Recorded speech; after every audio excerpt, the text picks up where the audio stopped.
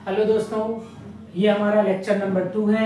हमने design of shaft start की है। हमारा जो सब्जेक्ट है वो है design of machine element. Design of machine element में लेक्चर नंबर 2 और हमने यूनिट नंबर 3 स्टार्ट की है, जिसमें हम शाफ्ट की डिज़ाइन पढ़ रहे हैं। शाफ्ट की डिज़ाइन मैंने आपको बताया था 3 आधार पर की जाती है। पहला जो आधार है, जो बेस है, वो टॉर्सन के आधार पे, दूसरा बेंडिंग मोमेंट के आधार पे, और तीसरा हम जो बेस पढ़ेंगे वो दोनों के कंबाइंड लोड के आधार पे, टॉर्सन और बेंडिंग मोमेंट्स के आधार पे। तो पहले लेक्चर में हमने पढ़ा था बेस्ड ऑन टॉर्सन ओनली। अब टॉर्सन ओनली जब हम पढ़ रहे हैं तो हमने ये टॉर्सन इक्वेशन लिखी और पहली 2 टर्म्स को लिया था और हमने शाफ्ट की डिजाइन की थी स्ट्रेंथ के आधार पे। आज जो हम पढ़ने वाले हैं पहली और तीसरी टर्म को लेंगे और स्टिफनेस के आधार पर हम डिजाइन करेंगे। तो इसलिए मैंने लिखा है based on the basis of stiffness.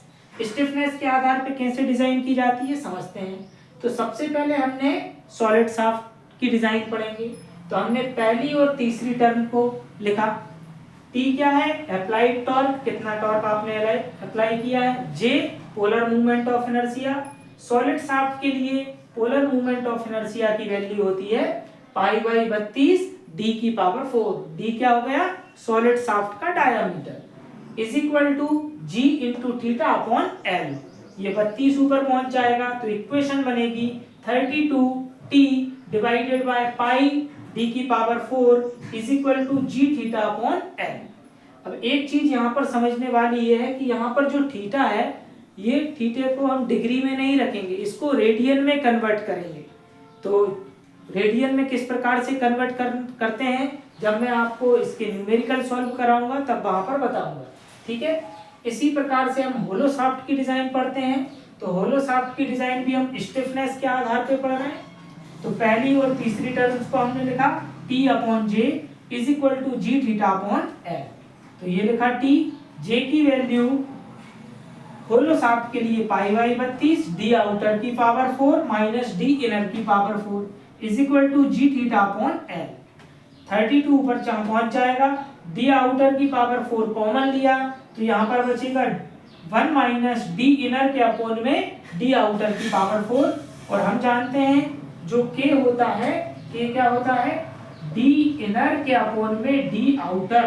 तो मैंने ये स्टेप डायरेक्ट लिख दी 32t divided by pi d outer की पावर 4 ब्रैकेट 1 माइनस k की power 4 is equal to G theta upon n। तो ये हमारा पहली कंडीशन हुई जब हमारी शाफ्ट पर केवल और केवल प्योर टॉर्क लग रहा है, pure torsional equation, bending movement नहीं लग रहा। तब हमने स्टिफनेस के आधार पे कैसे डिजाइन की जाती है और स्ट्रेंथ के आधार पर कैसे डिजाइन की जाती है, ठीक है। अब जब हम डिजाइन करेंगे, इसके न्यूमेरिकल सॉल्व करेंगे और हमें ये कंप्लीट इंफॉर्मेशन दी रहेगी, तब हम स्ट्रेंथ के आधार पर भी डिजाइन करेंगे और स्टिफनेस के आधार पर भी डिजाइन करेंगे। डिजाइन करने का मतलब है हमें डायमेंशन निकाल के देना है। ये पूरा जो सब्जेक्ट ये है ना, design of machine element, design का मेन मीन्स है आपको उस कंपोनेंट की डायमेंशन निकाल के देना। तो यहाँ पर आपको शाफ्ट के डायामीटर्स निकाल के देने पड़ेंगे। सॉलिड शाफ्ट है तो एक डायामीटर आएगा, होलो शाफ्ट है तो 2 डायामीटर आएंगे, इनर डायामीटर भी और आउटर डायामीटर भी। तो हम डिजाइन ऑफ शाफ्ट में डायमेंशन के रूप में डायामीटर्स कैलकुलेट करेंगे। तो एक बार हम कैलकुलेट करेंगे स्टिफनेस के आधार पर और एक बार कैलकुलेट करेंगे स्ट्रेंथ के आधार पर। उन दोनों में से जिस भी डायामीटर की वैल्यू ज्यादा होगी वो हमारा फाइनल डायामीटर होगा, वो हमारा फाइनल आंसर होगा, ठीक है। तो हम लेक्चर नंबर 3 में जो हमने पहला कॉन्सेप्ट पढ़ लिया है कि हमारी शाफ्ट पर केवल और केवल प्योर टॉर्क लग रहा है, तब उस कंडीशन में हम डिजाइन कैसे करेंगे शाफ्ट की, उस पर आधारित क्वेश्चन हम लेक्चर नंबर 3 में देखेंगे।